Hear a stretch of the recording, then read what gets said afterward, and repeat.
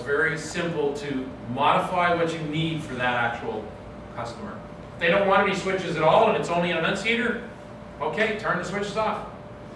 You can do it right there. There's 8 switches. Turn them all off. You've got no switches here. You can't do anything.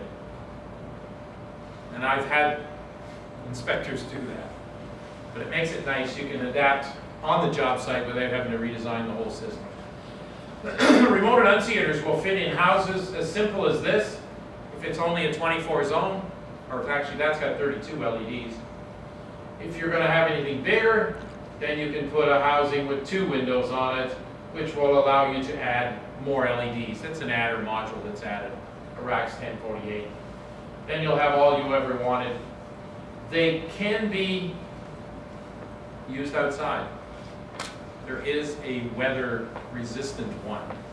It's meant to be, trying to put it under some cover, but it is gasketed, and you can put a heater in there. What it really is a large resistor with a little transformer and a thermostat, which will keep it just above freezing so the electronics will work and the screen doesn't fog up. And you sell the heater? Yeah, it's in the same price list. All it really is a little strip that literally goes horizontally along the bottom. You have a separate little, I'll call it a bell transformer, just a little small transformer, 24 volt, and it goes up and it keeps it just toasty warm. I do that to the guys down in Louisiana and Florida, and they laugh at you. What the hell do you want a heater for? I say, well, where I come from, we need the heater. This year they needed it. They part? This year they needed it. Like this year, yeah, that's right. They never know what the hell they're going to get.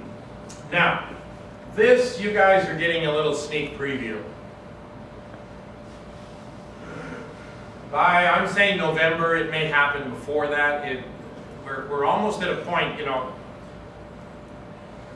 you submit something to UL, and UL for approval, and they say, yeah, we'll be finished by June. And you say, yeah, sure, that's probably November.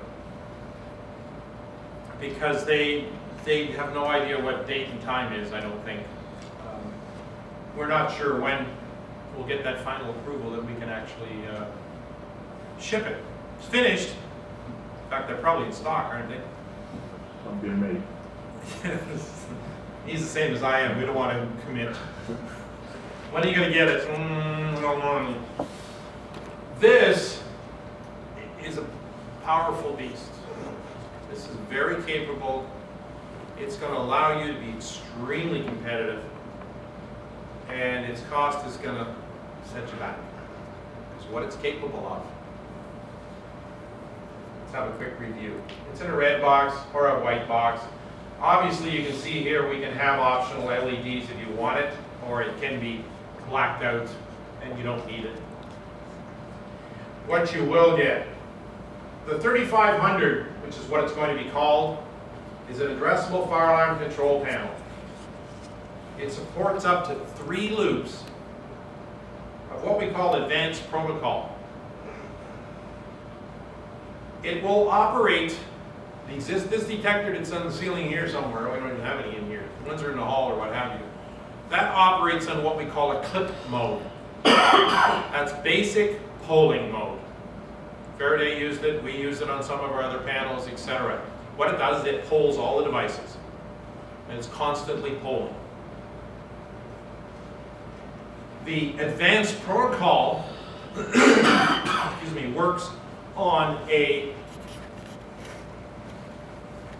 group polling. It comes out and it says, hey, number 10s, have you got anything to tell me? Hey, number 20s, have you got anything to tell me? Number 30s, 40s, 50s, etc. So it's really making one poll for the decade. And if anybody in the decade says, oh yeah, by the way, I've got something to tell you, it will now stop and poll those.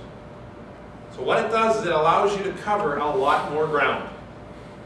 So we can put up to 318 detectors on one pair of wires and still meet under the 3-second requirement for alarm. Well, it's actually 5 seconds now. We're working ahead of the game. We want it faster. So this panel can be used using the advanced protocol of 159 addressable detectors, which are smoke detectors, ion, photo, thermal, etc., and 159 of the modules. And there's a bunch of new detectors I'll show you in the next slide that's going to come along too that'll do something different for you. It has 4 signal circuits, both A or B wiring, depending on just a little adder module. And you can set up the indicating circuits to whatever you want it to do, temporal, what have you. And it has 18 amp hour batteries fit in there. Let's have another look at it. It also supports complete syncing. If you're going to use wheel lock devices with strobes, you will automatically sync all the strobes, because it has the protocol built right into the panel. It not only has the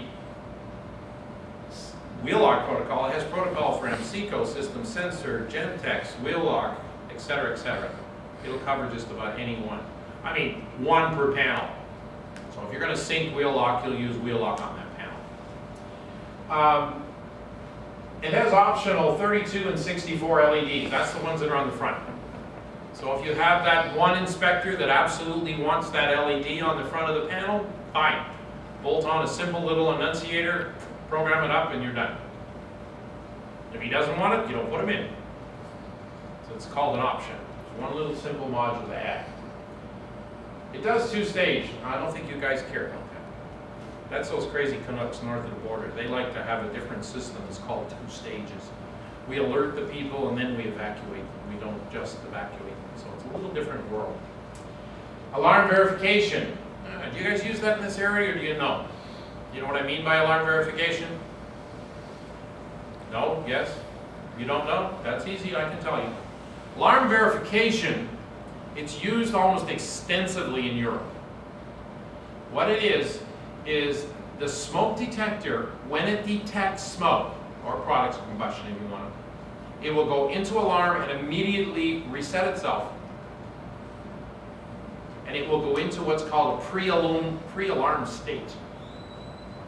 If any other device or that device goes into alarm in the next 105 seconds, then you've got to evacuate the building. If at the end of that 105 seconds, there's no other alarm, it will go back into normal mode. So what it's doing, it's doing a confirmation of an alarm. As I say, in Europe, they use it almost extensively. They'll put a smoke detector in a parking garage. Car drives by, detector goes off, resets itself, clears itself. By the time it comes back up, there's no detection. So it prevents a lot of early false alarms. In North America, the Canadian market, we're not allowed to use it because they've said you're delaying the alarm. I say we're confirming it, but that's my argument. In a lot of the U.S., I've found that in some areas, it's you can use it. In some areas, it's illegal. In some other areas, it can be used with permission. So if you ever think about using it, let's say an example. How about a lobby of an office building? You got a smoke detector just inside the front door. Where does everybody light their cigarette? Inside. And out they go. Well, that's a good place to use that type of a setup.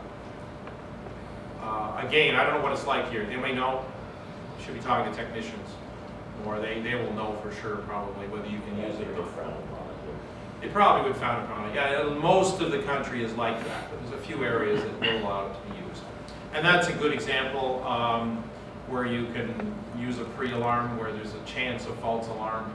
As I say, if it's not outlawed in your particular area, it's a hell of a good place. If you found a detector on a system, on an addressable system, where they're having false alarms, why? You can put the verification on it and it will count. And it will count it in its memory. It knows how many times it's gone into pre-alarm, and you can check it as a technician. I'm getting in a little technical side, but that's an option for an owner to know and for you as a technician to know too. How many times has this detector gone into pre-alarm state? So if it's gone in